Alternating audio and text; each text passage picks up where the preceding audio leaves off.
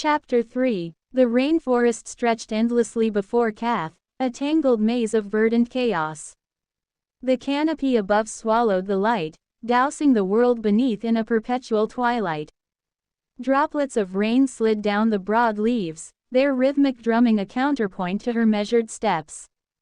Her boots sank slightly into the soft, mossy earth, leaving behind fleeting imprints that the jungle would soon reclaim.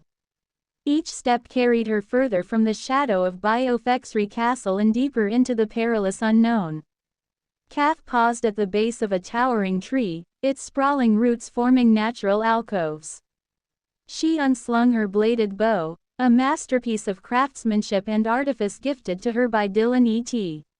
The weapon gleamed faintly, its curves a marriage of elegance and lethality. Its graphene blades shimmered gray, while the central bowstring pulsed faintly, as if alive, with the energy traversing the blades. She crouched, running her fingers over the intricate 3D pommel etched into the weapon. Cath desired a story, ancient, her own. Her heart 3D, embedded within her armor, resonated faintly, an almost imperceptible hum that seemed to sync with the bow's energy. Cath leaned back against the tree, her amber eyes narrowing as she studied the weapon in her hands. The blade's edge is not just graphene. It is purpose, and mine has yet to find its clarity. She murmured, her voice barely audible over the jungle's symphony. Her thoughts turned inward, to the bond between her and this weapon. The pommel of the bladed bow bore the unmistakable imprint of a 3D binding site, a direct conduit to the one in her chestplate. Dillon E.T. had spoken of this connection when he handed her the weapon, his voice solemn as he explained its significance. This bow is more than a tool, Cath. It will not obey unless you make it an extension of yourself. The binding between your heart and the weapon's core isn't just for control, it's for trust. Code your actions with precision, and it will respond as though it is your own limb. But falter, and it will betray you. The memory faded, leaving her alone with the weapon and the enormity of her task. She traced the pommel's 3D binding site with her gloved thumb, the faint glow of her heart 3D intensifying as if in response. Swordplay. Not just the art of combat, but the art of understanding. Each strike must be deliberate, each motion semiotic element. If I cannot master this, how can I face the rebels? She stood abruptly, the bow rotating in her grip, its graphene blades gleaming like liquid night. She twirled it experimentally, the weapon's weight shifting seamlessly to match her movements. The connection between her heart 3D and the weapon flared, and for a brief moment, she felt a flood of revelation rush into her consciousness, a language of motion and intent encoded in light. A deep breath steadied her. Swordplay is not about the weapon alone. It is about the bond, the rhythm between my heart and combat's pulse. She moved into an open glade, the ground carpeted with soft moss.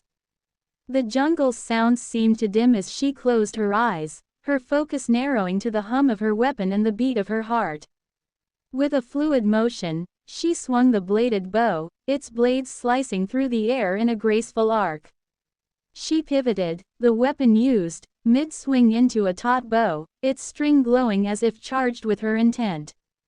An arrow formed and released, striking a distant tree with a crackle of energy. Cath exhaled sharply, her eyes snapping open. The connection was fleeting, tenuous. She could feel her resistance to the weapon, testing her resolve. Her heart 3D pulsed erratically, mirroring her frustration. She lowered the bow and pressed a hand to her chestplate. I have to stop fighting it. This weapon isn't a tool. It's a partner. And I cannot force a partner to follow me. I must lead by trusting it as it must trust me. She knelt once more, placing the bladed bow on the ground before her. Resting her palms atop its blades, she closed her eyes and let her breathing slow. The rainforest around her seemed to breathe with her, its rhythm matching her own. Gradually, the hum of her heart 3D steadied, its resonance merging with the bow's. The connection strengthened, a thread woven between her essence and the weapon's core. When she opened her eyes, the bow shimmered faintly, its light now synchronized with her own. She rose, lifting the weapon with newfound resolve. The path ahead was still shrouded in uncertainty, but she felt a flicker of clarity within. The rebels think they can hide in this jungle. But I will find them. Not as a warrior with a weapon, but as a force with purpose.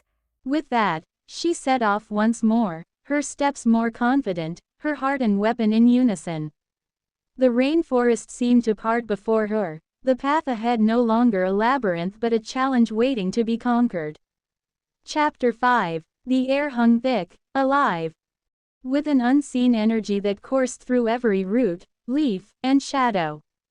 The rainforest whispered around Kath, the voices mingling with her thoughts until she could no longer tell where her mind ended and the forest began. Each step she took along the narrow, vine-choked path felt weighted, as though the rainforest pressed against her, testing her resolve. Her bladed bow was silent in her hand, its once steady hum now reduced to faint flickers of light. Kath ran her fingers along its smooth surface, tracing the edges of the weapon. The bladed bow and I, we will be unstoppable. You are uncoded. A raw potential waiting for purpose. But I can shape you. I can give you meaning. The rainforest seemed to respond, its hum intensifying. A sudden wind swept through the trees, carrying with it a cascade of glowing spores. They swirled around her, drawn to the bow like moths to a flame. Kath held her breath, her instincts screaming that she was being judged, though by what, she could not say. The forest shifted around her, the vines curling and uncurling like the fingers of a restless giant. The ground beneath her feet trembled, a subtle vibration that grew stronger with each passing moment. Kath steadied herself, the bladed bow drawn in a defensive stance. The voice that came next was not a sound but a presence, resonating in her mind and chest. It was deep, ancient, and layered with countless voices, as if the forest itself had decided to speak. From the heart of the tree, a voice emerged, layered and resonant, carrying the weight of ages. Kath of the uncoded bow, you stand on the threshold of becoming, yet you carry within you the weight of misunderstanding. Why have you come?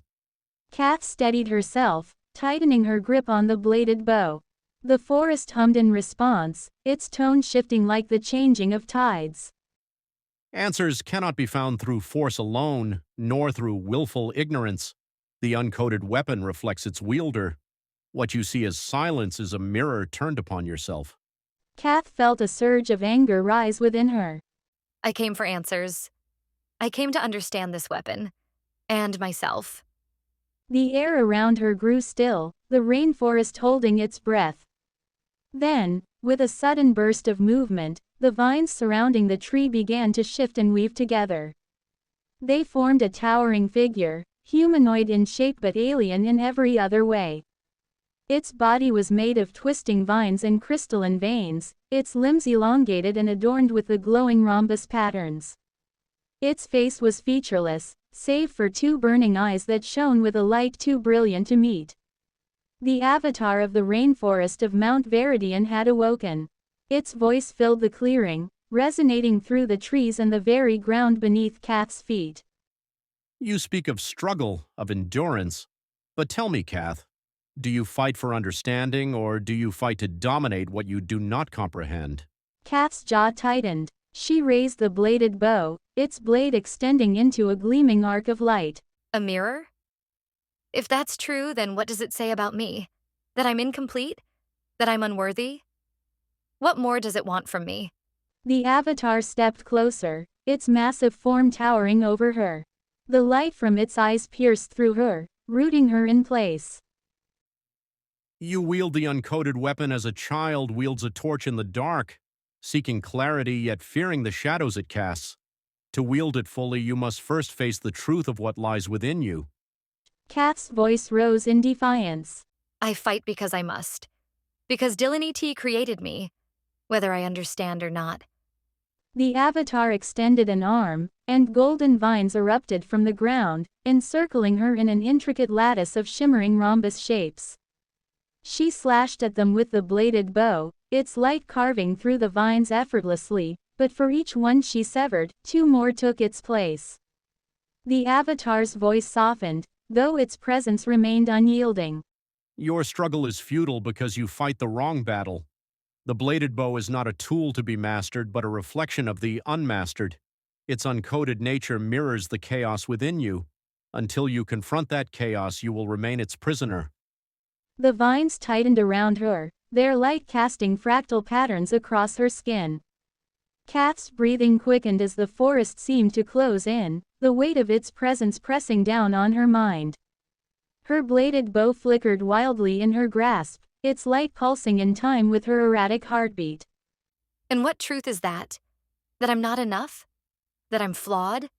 I already know that. But flaws don't make me weak. They make me fight harder. Avatar raised its arm, and the golden vines surged forward, enveloping her completely. Their radiant glow consumed her vision, their intricate patterns etching themselves into her mind.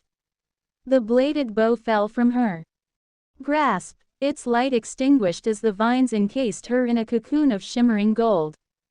The avatar's voice echoed one final time, its tone both stern and compassionate.